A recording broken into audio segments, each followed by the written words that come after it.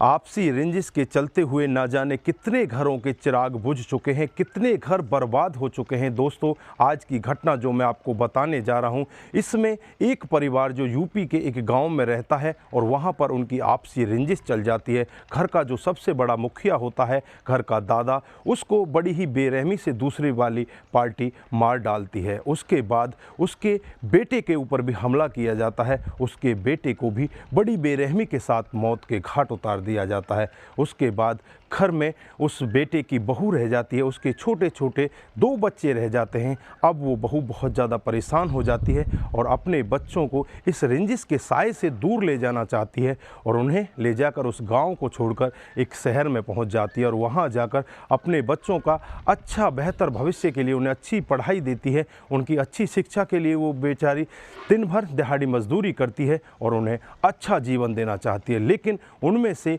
एक लड़का एक ऐसा कांड कर जाता है जिसे सुनकर माँ की आंखें फटी की फटी रह जाती हैं। जो माँ नहीं चाहती थी वही कांड वो बेटा कर जाता है। आप भी पूरा मामला सुनेंगे तो एक बार के लिए आप भी सोचने के लिए मजबूर हो सकते हैं कि आखिरकार उस बेटे ने ऐसा कांड क्यों कर दिया। आइए दोस्तों, जानते हैं पूरा मामला क्या था। नमस्कार, जय हिंद। आप देख रहे हैं APH न्यूज़ राहुल रावत के साथ। तो दोस्तों, आज की जो मैं हकीकत की घटना आपको बताने जा रहा हूं, उत्तर प्रदेश में एक ज़िला पड़ता है आगरा और इसी का एक थाना क्षेत्र है सिकंदरा थाना क्षेत्र। इसी के अंतर्गत एक शास्त्रीपुरम आता है जिसके A ब्लॉक में भावना एरोमा एक जगह है। उसी के अंतर्गत उदित बजाज नाम का एक व्यक्ति, जिसकी पत्नी का नाम होता है अंजलि बजाज, इनकी एक बेटी होती है जिसकी उम्र 15 साल होती है। दोस्तों, घर परिवार बड़े ही अच्छे से चल रहा होता है। बेटी को हर तरह से अच्छे से पाला पोसा जाता है। बेटी बहुत ही ज़्यादा खुश होती है क्योंकि वो बहुत ही धनी परिवार में जन्म लेती है। उसके बाद उसकी परवरिश के लिए उसे अच्छे स्कूल में दाखिला दिलाया जाता है। बेटी सोशल मीडिया की बहुत ही अच्छी शौकीन होती है। बेटी सोशल मीडिया पर कई बार फेसबुक चलाया करती है, कई बार ट्विटर चलाया करती है, कई बार इंस्टाग्राम चलाया करती है। वो इसी तरह से अपना टाइम पास किया करती है। एक दिन का वाक़या होता है जब उसे रास्ते में एक लड़का मिल जाता है।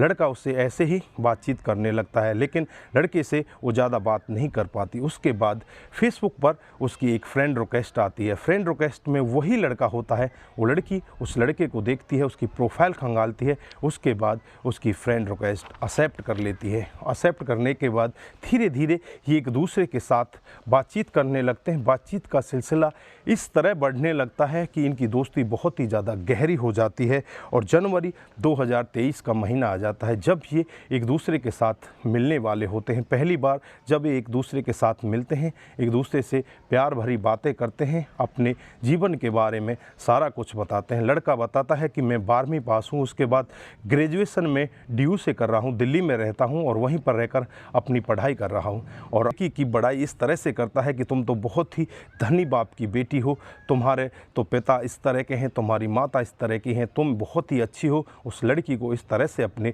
चंगुल में फंसाता है। लड़की की उम्र मात्र 15 साल होती है। लड़की बिना कुछ सोचे समझे उस लड़के के पीछे भागने लगती है। उसके बाद मार्च 2023 का एक दिन आता है जब लड़की अचानक घर से गायब हो जाती है। घर से गायब होने के बाद जो माता पिता होते हैं बहुत ही ज़्यादा परेशान हो जाते हैं।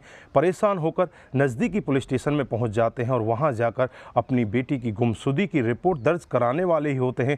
तभी बेटी का फ़ोन आता है और वो यही कहती है कि मम्मी पापा तुम कहाँ हो, मैं तो घर हूँ। उसके बाद मम्मी पापा कहते हैं कि बेटी तुम कहाँ चली गई थी, हम तुम्हारे बगैर नहीं रह सकते।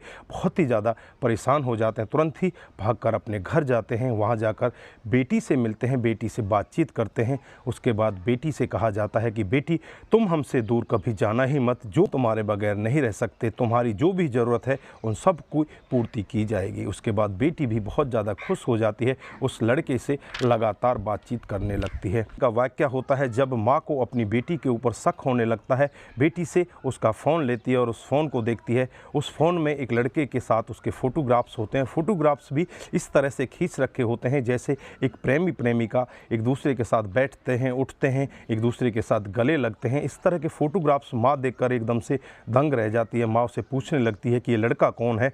तो लड़की बताती है कि ये मेरा बॉयफ्रेंड है, इसका नाम प्रखर गुप्ता है और ये मेरे जीवन साथी बनेगा, मैं इसके साथ प्यार प्रसंग में हूँ।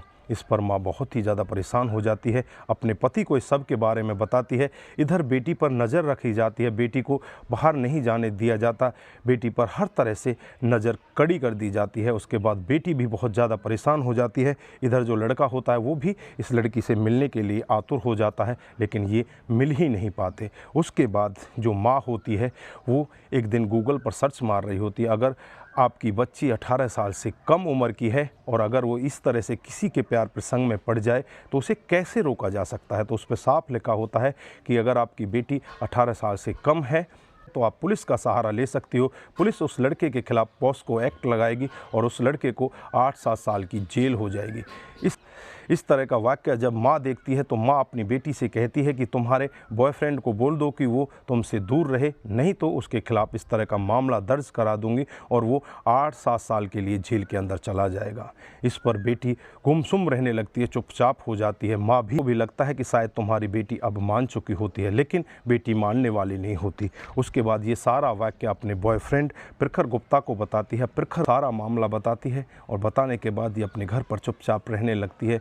घर पर घंटों घंटों बातें तो करती है लेकिन उससे मिल नहीं पाती। अब एक दूसरे से मिलने के लिए आतुर होते हैं और एक दिन आता है 7 जून 2023 जब लड़की अचानक घर से गायब हो जाती है। घर से गायब होने के बाद वो अपनी माँ के पास फ़ोन करती है और माँ से कहती है कि माँ, अगर तुम मुझसे मिलना चाहती हो तो फला लोकेशन पर आ जाओ। माँ जब बेटी से इस तरह की बातें सुनती है तो माँ एकदम से परेशान हो जाती है, अपने पति के पास फ़ोन करती है, अपने देवर के पास फ़ोन करती है और तुरंत उस लोकेशन पर पहुँच जाती है। वहाँ हो जाती है और शाम तक माँ अचानक गायब हो जाती है। गायब होने के बाद माँ का कहीं अता पता नहीं लगता और अगले दिन 8 जून 2023 का वाक़या होता है। कटरनखेड़ा के कुछ जंगल होते हैं, उन जंगलों में एक डेड बॉडी मिलती है। अब पुलिस वहां पर पहुंच जाती है। पुलिस जब डेड बॉडी को अपने कब्जे में लेती है तो डेड बॉडी किसी और की नहीं, अंजलि बजाज की होती है। अंजलि बजाज की डेड बॉडी को अपने कब्जे में लेकर उसे पोस्टमार्टम के लिए भेज दिया जाता है। उसके बाद पुलिस के लिए अगर कोई सस्पेक्ट होता है तो सबसे पहले उसका पति उदित बजाज को गिरफ्तार किया जाता है। उससे जब पूछताछ की जाती है तो कहीं से भी उदित बजाज पुलिस के सवालों में फंसता दिखाई नहीं देता। पुलिस को अब लगता है कि शायद इसने ऐसा कुछ नहीं किया। उसके बाद उसकी 15 साल की बेटी के मोबाइल की CDR रिपोर्ट निकाली जाती है तो उसमें एक नंबर होता है। लड़की घंटों घंटों बातचीत करती है, फेसबुक, ट्विटर, व्हाट्सअप सभी तरह से उस लड़के से बातचीत करती है। वो लड़के का नाम प्रखर गुप्ता होता है जो 12वीं क्लास का स्टूडेंट होता है। तुरंत ही प्रखर गुप्ता के एड्रेस का पता लगाया जाता है और प्रखर गुप्ता के घर पहुंचा जाता है। वहां से प्रखर गुप्ता को अपनी गिरफ्तारी में लेने के बाद जब उससे पूछताछ की जाती है तो वहां पर एक बहुत ही चौंकाने वाला सत्य बताता है। प्रखर गुप्ता बताता है कि साहब, आज से काफ़ी दिन पहले से ही मैं इस लड़की से प्यार करता हूं और प्यार करने के साथ साथ मैं इससे मिला जुला भी करता हूं, लेकिन इसकी माँ को ये सब पता चल जाता है। उसके बाद हम मिल ही नहीं पाते। हम इसकी माँ को रास्ते से हटाना चाहते हैं। उसके लिए मैं अपने गांव जाता हूं। गांव जाकर एक सीलू नाम का लड़का होता है, उसे अपने साथ लेता हूं। उससे कहता हूं कि एक लड़का मुझे बहुत ज़्यादा परेशान कर रहा है, उसे रास्ते से हटाना। सीलू मेरे साथ आ जाता है और 7 जून 2023 का वाक़या होता है जब ये लड़का उस लड़की को फ़ोन करता है और उससे कहता है कि तुम घर से निकल जाना और घर के आसपास ही रहना और अपनी माँ से इस तरह से संपर्क में रहना। लेकिन उससे पहले ये एक काम कर लेता है, जो उसकी सोशल साइटें होती हैं, या चाहे व्हाट्सअप हो, चाहे इंस्टाग्राम हो, चाहे कोई भी किसी भी तरह की आईडी, उन सबको अपने मोबाइल में एक्सेस ले लेता है और एक्सेस लेने के बाद सारी जो भी व्हाट्सअप पर उनकी बातचीत हो रही थी सबको अपने पास देखता रहता है। और जैसे ही माँ जंगलों में पहुँच जाती है, जंगलों में पहुँचने के बाद ये लड़का खुद अपने दोस्त सीलू के साथ वहाँ पहुँच जाता है और माँ के ऊपर ताबड़तोड़ चाकुओं से हमला करने लगता है। माँ तड़पती रहती है, चीखती रहती है, इससे भीख मांगती रहती है कि हमें माँ नहीं लगता कि उस माँ को छोड़ा जाए। उसके बाद वहीं पर उसे मौत के घाट उतार दिया जाता है। इस सब में इसका साथ इसका दोस्त सीलू दे रहा होता है। उसके बाद उसे मारकर वहीं झाड़ियों में फेंक दिया जाता है। उसके बाद वहाँ से ये दोनों फरार हो जाते हैं। जब पुलिस ये पूरा मामला सुन रही होती है तो पुलिस भी एक बार के लिए दंग रह जाती है कि एक 15 साल की बेटी अपने अवैध संबंधों के चक्कर में अपनी माँ को कितनी बेरहमी के साथ अपने बॉयफ्रेंड से मरवा देती है। उसके बाद जब इस लड़के के घर जाया जाता है तो तो इस लड़के की माँ फूट फूट कर रोने लगती है और कहने लगती है कि मैं आपसी रंजिश के कारण इसके दादाजी अपनी जान गंवा चुके हैं, इसके पिताजी अपनी जान गंवा चुके हैं। इन सब से बचाने के लिए मैं इनको शहर लेकर आई थी और शहर में मैं इनको अच्छा भविष्य देना चाहती थी, लेकिन ये किस तरह का निकल जाएगा मुझे ज़रा सा भी इल्म नहीं था। मैंने तो कर्जा करके इसे 2.25 लाख रुपए की बाइक दिलाई थी, इसे बहुत ही अच्छा मोबाइल दिलाया था क्योंकि पढ़ने लिखने में ये बहुत होशियार था। मैं इसे ऑफिसर बनता देखना चाहती थी, लेकिन ये क्या बनकर रह जाता है। माँ बहुत ही तेज़ी के साथ रोती है। बजाज होते हैं, उनका भी रो रो कर बुरा हाल होता है। वो भी यही कहते हैं कि मैंने अपनी पत्नी को तो खो दिया और साथ ही अपनी बेटी को भी मैंने खो दिया। उनका भी रो रो कर बुरा हाल होता है। पुलिस तुरंत ही एक्शन मोड में आती है। प्रखर गुप्ता और उसका दोस्त शीलू, इन दोनों के खिलाफ मामला दर्ज कर लिया जाता है। इधर जो इनका साथ दे रही थी 15 साल की लड़की, उसके खिलाफ भी मामला दर्ज कर लिया जाता है। ये दोनों तो बालिग होते हैं, इन दोनों को तो जेल के अंदर भेज दिया जाता है, लेकिन जो 15 साल की लड़की होती है वो नाबालिग होती है, उसे बाल सुधार गृह में भेज दिया जाता है। तो दोस्तों, इस घटनाक्रम पर आप क्या बोलना चाहते हैं? यहाँ पर आपको किसकी ज़्यादा कमी दिखाई दे रही है? एक बार कमेंट बॉक्स में ज़रूर बताइएगा। दोस्तों, इस घटनाक्रम को सुनाने का उद्देश्य किसी को बरगलाना, किसी को बहकाना, किसी पर किसी प्रकार का दबाव बनाना नहीं है।